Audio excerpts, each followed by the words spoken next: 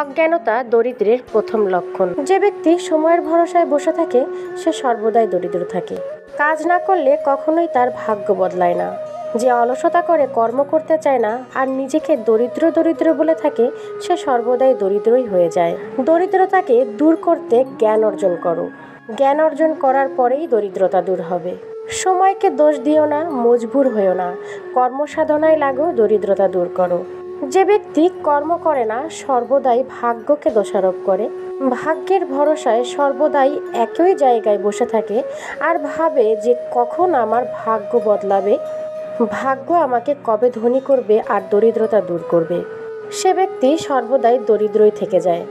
একজন ভাগ্যবান ব্যক্তির হাত খালি থাকতে পারে, কিন্তু একজন কর্মর ব্যক্তির কখনোই হাত খালি থাকে না।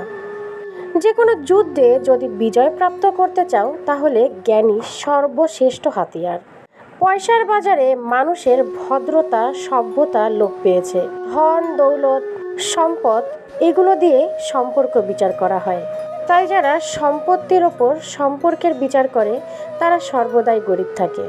যতই টাকা থাক, পয়সা থাক, ধন থাক, দৌলত থাক, সম্পর্ক যদি ঠিক না থাকে, মানুষের প্রতি যদি মহাব্বত না থাকে, সে সর্বদাই দরিদ্রই থাকে, একটা সময় একা হয়ে যায়।